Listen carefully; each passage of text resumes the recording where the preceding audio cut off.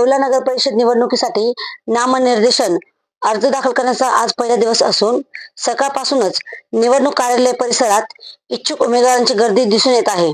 नगर परिषद निवडणुकीच्या पार्श्वभूमीवर प्रशासनाने सर्व यंत्रणा सज्ज केल्या असून अर्ज दाखल प्रक्रिया सुरळीत पार पाडण्यासाठी आवश्यक ती सर्व तयारी पूर्ण करण्यात आली आहे. DS मराठी न्यूजसाठी दीपक सोनवणे, येवला.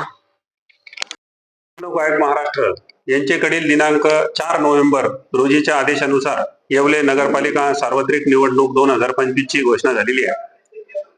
या निवडणुकीमध्ये आज 10 नोव्हेंबर पासून ते 17 नोव्हेंबर पर्यंत नामनिर्देशन पत्र दाखल करण्यात येणार आहे.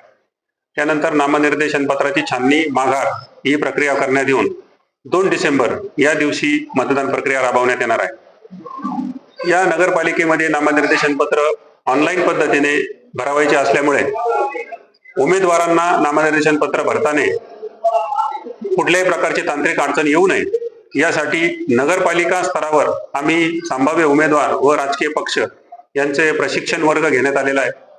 त्याचबरोबर त्या प्रशिक्षणाला सर्व आपले सरकार केंद्र चालक व VLE हे सुद्धा उपस्थित होते.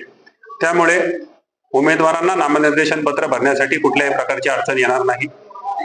त्याशिवाय या ठिकाणी नामनिर्देशन पत्र आल्यानंतर त्याची छाननी करण्यासाठी, प्राथमिक तपासणी करण्यासाठी वार्डनिहाय पथक तयार करण्यात आलेले आहे आणि हे सुद्धा उमेदवारांना मदत करणार आहे आणि नॉमिनेशन बिनचूक होईल यासाठी प्रयत्न करणार आहे. नगरपालिकेची एकूण 13 प्रभाग असून प्रत्येक प्रभागातून 2 या प्रकारे 26 नगरसेवक जागा आहेत. त्याचबरोबर नगराध्यक्ष हे थेट जनतेमधून असल्यामुळं त्यासाठीची सुद्धा नामनिर्देशन प्रक्रिया या सोबतच राबवली जाणार आहे.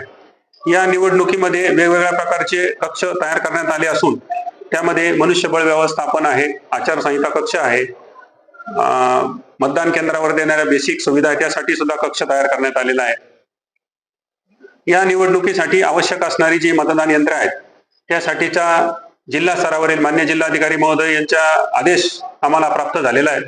त्यानुसार नगरपालिकेसाठी वापरण्यात येणारी मतदान यंत्रे ही आज किंवा उद्या नगरपालिकेच्या सुरक्षा कक्षामध्ये आणण्यात येणार आहे. त्यानंतर त्या मतदान यंत्रावर मतपत्रिका बसवणे, मतदान यंत्रे मतदानासाठी तयार करणे ही प्रक्रिया राबवण्यात येईल.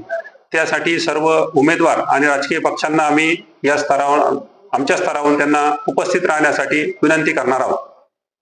या पालिका क्षेत्रातील सर्व मतदारांना आवाहन करू इच्छितो की या सार्वत्रिक निवडणुकीमध्ये आपण सर्वांनी मोठ्या प्रमाणावर सहभाग घेऊन मतदान करावे व आपला मतदानाचा जो पवित्र हक्क आहे तो राबवावा अशी मी विनंती करत आहे. धन्यवाद.